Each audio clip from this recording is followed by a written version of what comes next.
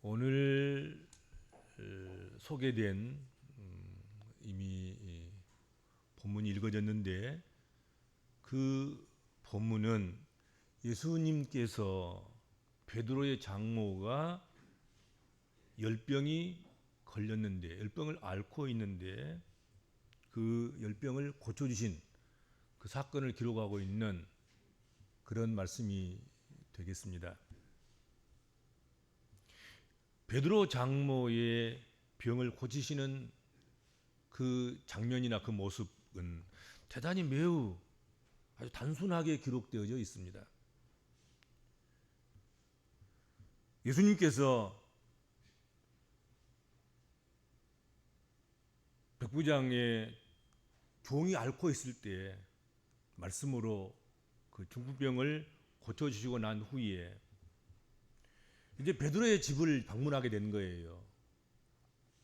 베드로의 장모가 앓고 있는 것을 모르고 이제 베드로의 집이 가까우니까 베드로의 집에 잠깐 방문을 하려고 들어가셨는데 예수께서 그때 그 집에 베드로의 장모가 병들어서 누워 있었다 하는 것이죠. 베드로 장모가 앓고 있는 병은 그 정체와 그 원인 그것은 간단하게 그냥 열병이다 이러고만 표현되어져 있습니다. 열병이란 이 말은 뭐 불타다, 열병을 앓는다 그런 뜻만을 알려주는 그런 말이 사용되고 있습니다. 불같이 열이 나는 그런 병이었던 것 같습니다. 그래서 이 열병이 뭐 장티푸스와 같은 그런 전염병이었다든지 또는 마음으로 얻은 마음의 뜨거운 그런 열병이었든지 뭐 그런 건 알 수 없어요. 그런 것은 자세하게 기록되지 않습니다. 아주 오늘 본문에 보면 두 줄 정도 간단하게 베드로의 장모가 열병이 들었는데 예수께서 그 집에 들어가셔서 그 병을 고쳐주셨단다. 그랬더니 베드로의 장모가 병고침을 받고 나와서 제자들과 예수님을 수종 들었다. 이렇게 표현되어져 있습니다. 다만 한 가지 설이 있습니다. 설. 마가복음 1장 16절에서 17절 말씀과 관계 있는 하나의 설이 있는데 베드로와 그 형제 안드레가 형제예요. 베드로와 안드레는 형제인데 예수님을 만났습니다. 그리고 예수님께서 그들을 부르셨습니다. 이제는 고기 잡는 거 하지 말고 이제는 사람 낚는 어부가 되라.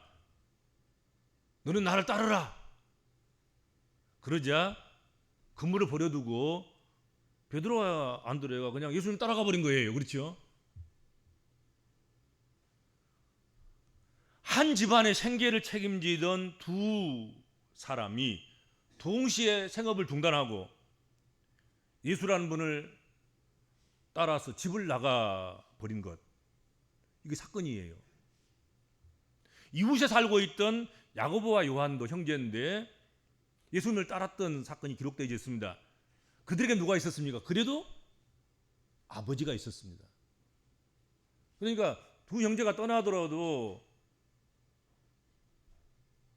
이들에게는 아버지가 있으니까 아버지가 생계를 책임질 것 아니겠습니까? 근데 베드로와 안드레의 집은 이들이 주로 생업을 하는 그래서 가족을 먹여 살리는 그런 당사자인 거예요. 근데 그들이 하루아침에 같이 예수님을 따라서 예수님을 수종 들고 예수님의 제자로서 예수께서 가르침을 받고 훈련하는 그런 곳으로 그냥 가버리고 말았다 하는 것이죠.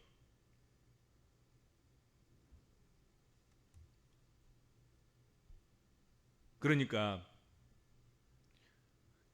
가정은 돌아보지도 않고 집을 떠나서 예수님만 따라다니니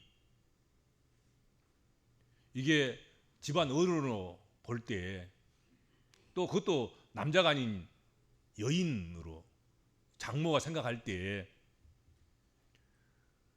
베드로와 안드레가 얼마나 철부지고 기가 막히고 당황한 상황이었겠는가 하는 것이죠.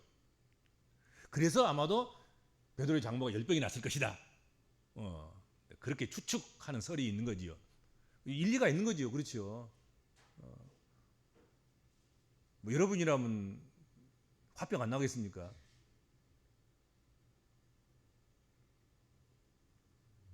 주로 집안일을 할 사람인 남자가 없고 두 형제가 집안을 간수해서 집안일을 다 하고 생업을 하면서 집을 꾸려나갔는데 늙은 노인 베드로 장모만 남겨놓고 다 예수 쫓아서 가버렸으니까 어떻게 살란 말이냐, 어떻게 집을 유지하란 말이냐, 그러면서 아마도 속 터졌을 거겠죠. 그렇죠. 왜냐하면 베드로의 장모는 예수님이 누구신지 잘 모를 것이고, 그렇죠. 알면야 당연히 잘했다 박수치고 그러겠지만 그런 상황이 아닌 것 아니겠습니까? 그래서 아마도 화병이 들었을 것이다, 이렇게 이제 예측하고 추측하는 그런 썰이 있는 것이죠. 베드로 장모의 열병은 단순히 병에 걸려서 육신적으로 힘든 그런 상태 정도가 아니라는 것이죠. 표현상으로 본다고 하면 그저 가볍게 스쳐가는 뭐 하루 이틀 앓다가 일어나는 그런 열병이 아니었어요. 오늘 본문에 이 아라누운이라는 이 말이 마태복음 8장 6절 백부장이 그 하인의 그 종의 중풍병이 들어서 정말로 불쌍하고 안타까워서 자기 체면 다 내려놓고 예수님께 쫓아가서 예수님, 내 하인이 병들었사오니, 내 종이 병들었사오니 내 하인의 종의 병을 고쳐주시옵소서, 그렇게 안타깝게 소리치고 그럴 만한 그만한 그런 병이었다는 거지요.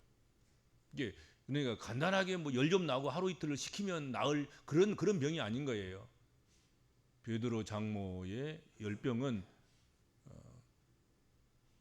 백부장의 종과 같은, 그래서 정말로 주인이 안타까워서 자기의 책임과 위치와 직위와 이런 것들은 다 내려놓고 그냥 그 다 벗어던져 놓고 어떻든 예수님을 마음을 움직여서 병을 고쳐주도록 그렇게 할 수밖에 없었던 그런 상황, 그만큼 중한 안타까운 그런 질병의 상황이었다 하는 것이죠. 예수님이 그런 연유로 열병을 앓고 있던 베드로의 장모를 불쌍히 여기셔서 고쳐주신 사건, 그것이 오늘 본문의 말씀이다 이거지요. 복음서 기록자들이 예수께서 병자들을 고쳐주시는 모습을 묘사할 때 그때마다 함께 사용했던 독특한 단어가 있습니다. 그게 뭐였냐면 불쌍히 여기셨다 하는 것이죠. 민망히 여기셨다 하는 말입니다. 이 말은 우리 속 내장이 뒤틀릴 때 오는 고통, 창자가 끊어지듯 한 그런 아픔, 그것을 표현한 말입니다. 그것이 불쌍히 여긴다는 말과 같은 말이에요. 우리가 그냥 아이고 좀 안 됐네, 그 정도가 아닌 거예요. 얼마나 마음으로 그가 불쌍히 생각되었으면 창자가 끊어지듯 아픈 그를 생각하면, 이 병자를 생각하면 병에 묶여 있고 병의 권세에 사로잡혀 있고 죄악의 사단에 묶여 있는 그 영혼을 바라보면서 정말로 창자가 끊어지는, 내장이 지금 속에서 뒤틀려서 내장이 꼬여가지고 이게 거기서 오는 고통, 그런 고통을 말한다는 거죠. 그런 고통을 느꼈기 때문에 예수께서 그들의 질병을 고쳐주셨다 하는 것입니다.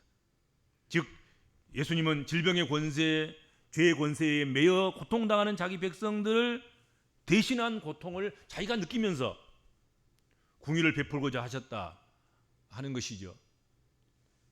그 동질감을 느끼는 사람들 중에 보면 그 환자를 대할 때 환자가 아픈 것을 자기가 느낀다는 그래요. 상담을 할 때도 그 사람의 그 아파하는 그런 마음이 자기에게 전이가 돼서 자기도 같이 느끼면서 상담을 하는 그런 상담자가 있다 그러잖아요. 근데 예수께서는 바로 그러신 분이에요. 예수께서 많은 질병을 죄의 권세와 질병의 권세에 묶여 있는 사람들을 풀어주셨는데 그 풀어주셨을 때마다 느끼는 것이 있단 말이에요.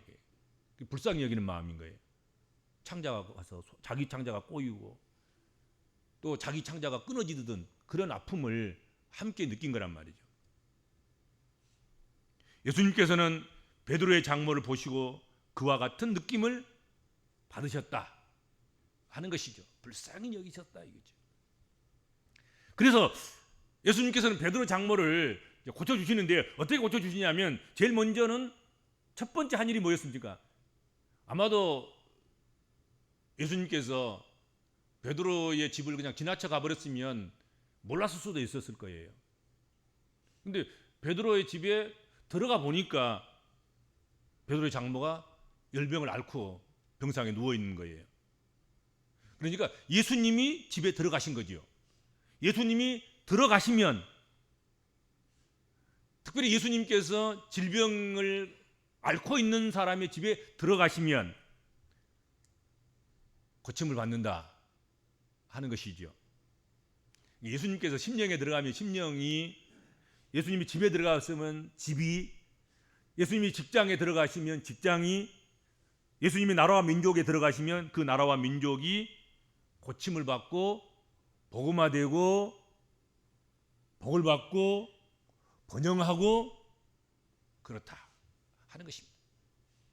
그러니까 선교의 이렇게 그 자취, 선교의 발자국, 성령의 역사하심의 흐름이 이렇게 어디에 나타나느냐, 어디에 머무느냐, 거기에 따라서 그곳에 지나가는 곳마다, 멈춰서는 곳마다 교회가 세워지고 구원받는 사람이 늘어나고 문화가 바뀌고 세상이 바뀌고 나라와 민족이 바뀌고 시대가 바뀌는 그런 역사가 일어났죠. 지금까지도 그게 교회 역사예요. 교회사예요. 교회사.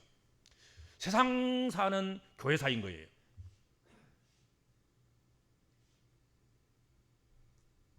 예수님이 어디로 다니셨느냐, 성령께서 어디로 이렇게 유출되셔서 흘러가시느냐, 거기에 따라서 그 물이 머무는 곳, 그 물이 스쳐 지나가는 곳에, 그곳에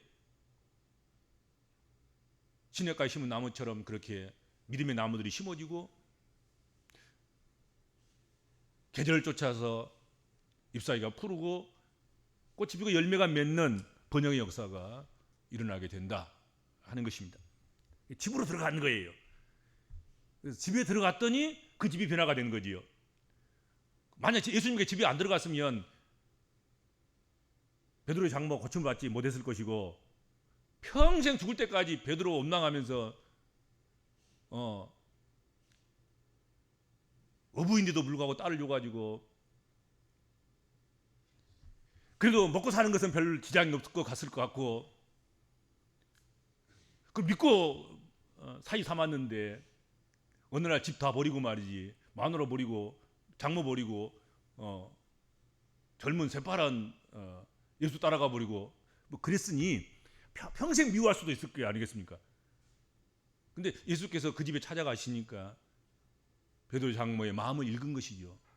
얼마나 서운했으면 열병까지 들었을까, 얼마나 베드로를 원망했으면, 얼마나 근심 걱정이 많았으면 질병까지 걸렸을까. 예수께서 그래서 그 병을 고쳐주시는 거지요. 그러니까 베드로의 장모도 마음도 풀린 것 아니겠습니까? 문제가 해결된 거예요. 정말로 예수가 찾아가시면 집이 해결됩니다. 집의 문제가 해결되는 거예요. 가족의 문제가 해결되는 거예요. 인생의 문제가 해결되는 거예요. 그 나라와 민족에 예수께서 정말 들어가시면 그 나라와 민족이 문제가 해결되는 거예요. 사실은. 그렇죠? 제대로 예수 영접하고 받아들이면 해결되는 것이죠. 예수님이 들어가는 곳은 그 어디나 그 누구나 복을 받습니다. 그리고 예수님께서 그 집에 들어가셔서 베드로의 장모를 보신 거죠. 그 질병 걸린 걸 보신 것이죠. 예수님이 보셔야 됩니다. 예수님이 보시기만 해도 복을 받습니다. 이렇게 예수님에게 보여드리려고 예를 쓰셔야 돼요, 여러분들. 그렇죠? 예수님이 일단 시선이 머무는 곳에 놀라운 은혜의 역사가 일어나는 것입니다. 그렇죠?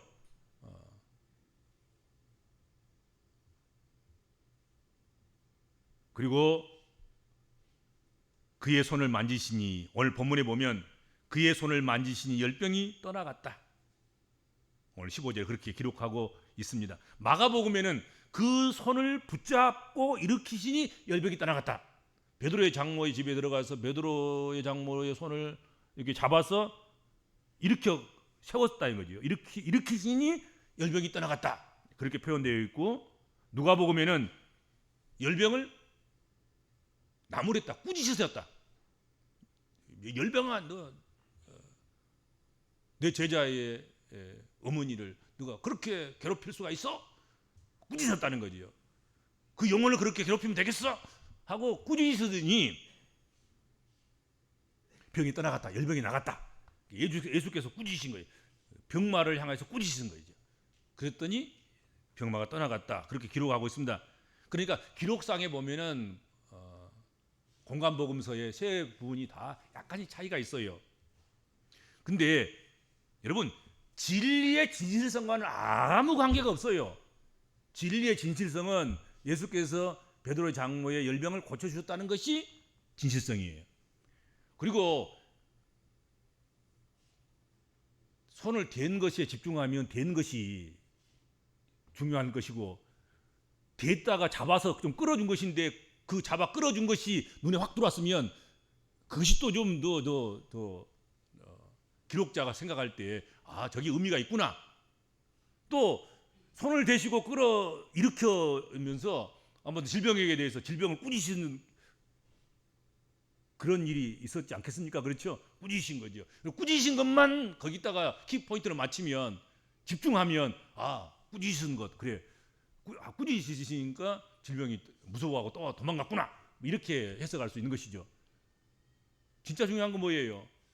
손을 댔든지 붙잡아서 일으켰든지 꾸짖으셨든지 그게 중요한 것이 아니고, 예수께서 명하시니 예수께서 그 열병을 불쌍히 여기시고 열병 앓는 이를 긍휼히 여기시고 고쳐주신 것, 그것이 진리의 진실성인 거지요. 그렇죠? 어떻게 하든 상관없어요. 어떻게 하면 뭔 상관이 있겠습니까? 간단히 하든지 복잡하게 하든지, 의식을 세워서 하든지 의식이 없이 하든지, 말을 많이 하든지 적게 하든지, 그건 별 중요한 게 아니에요. 중요한 것은 예수 그리스도께서 명하시니 질병이 떠나갔다는 것이고, 예수께서 베드로의 장모를 불쌍히 여기셔서 열병을 물리치게 하시니 그 열병이 물러갔다는 것이죠.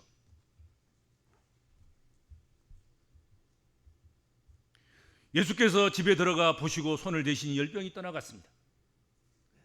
이 떠나갔다는 이 말, 노임을 왔다, 석방되었다, 해방되었다, 그런 뜻입니다.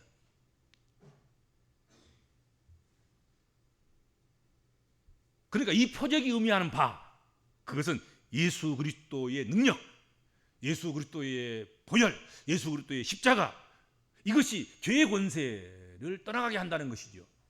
그리고 질병의 권세를 떠나가게 한다 하는 것입니다. 그게 중요한 것이죠.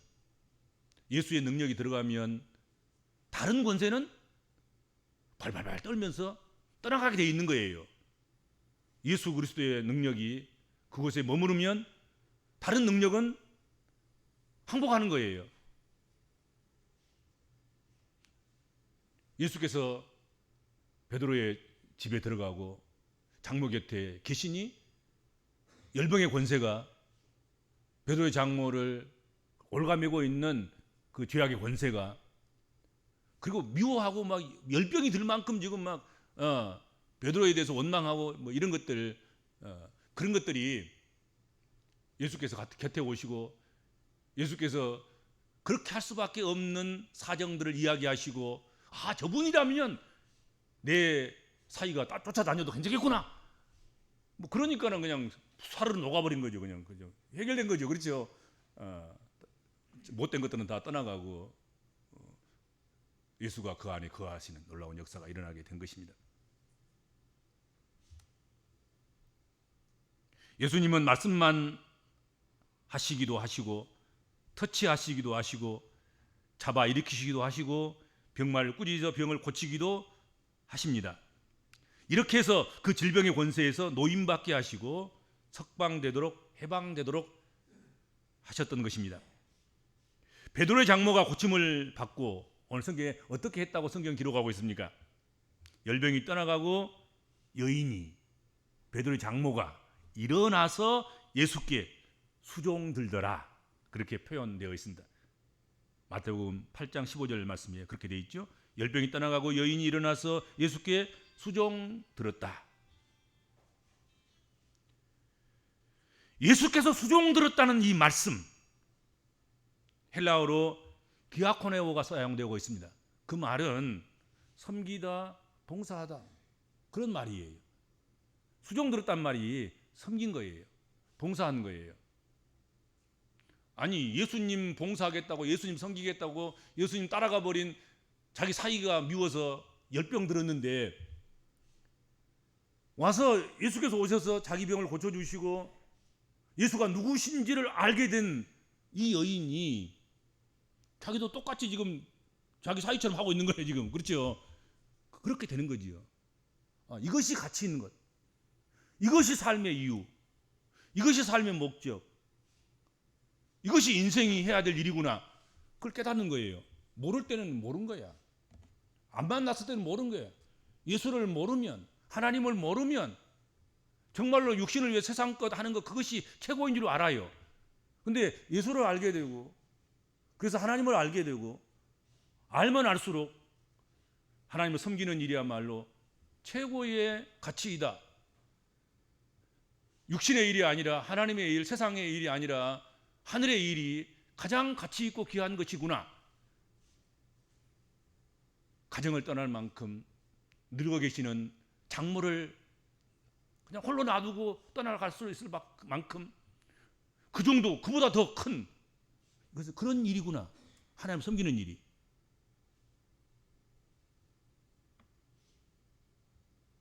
가치가 바뀐 거죠. 가치가 전도된 거지요. 최고의 가치, 최고의 의미, 최고의 이유, 예수께 있다 이거죠. 그래서 베드로 장모가 그냥 베드로가 떠나버린 것, 예수를 따라간 것, 사실 예수 때문에 지금 병 들었는데, 열병 들었는데 예수 만나고 예수께 고침받고, 자기도 그냥 베드로 장모가 예수님을 섬기는, 수종드는, 섬기고 봉사하고 그런 일을 기쁨으로 했다 하는 것입니다. 다시 말한다면 예수님을 뭘로 인정하는 것입니까? 주님으로 인정하는 거예요.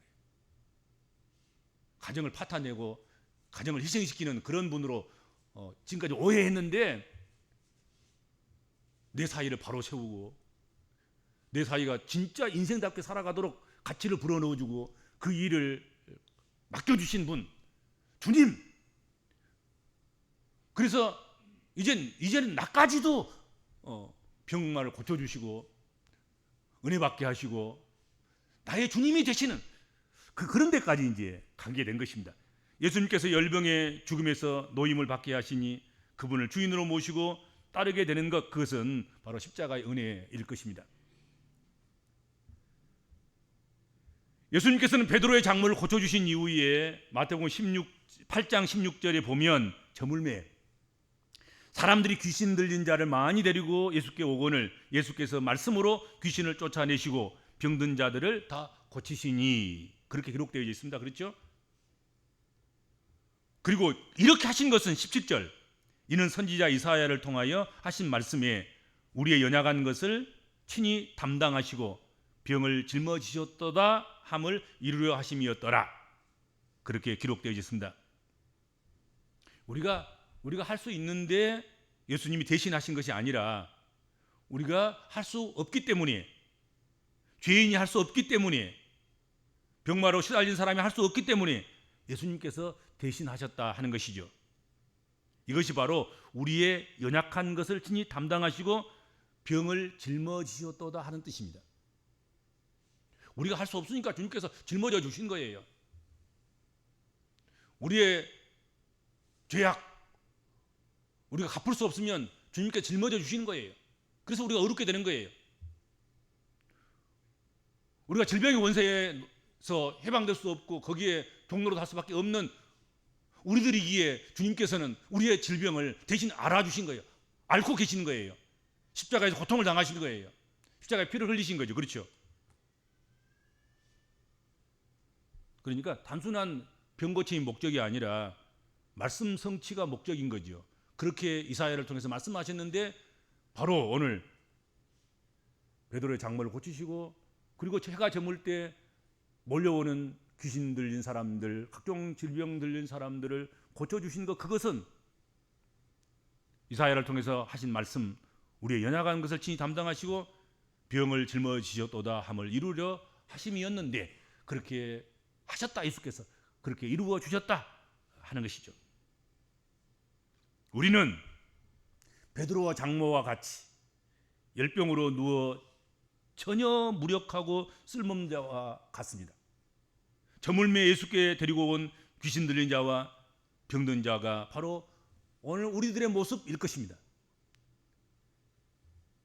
그래서 로마서 5장 6절에서 말씀하고 있는 것처럼 우리가 아직 연약할 때에 기약대로 그리스도께서 경건하지 않는 자를 위하여 죽으셔서 우리를 그 핏값으로 사셔서 대신하여 우리를 살려주신 것인 줄로 믿습니다. 그렇지 않습니까?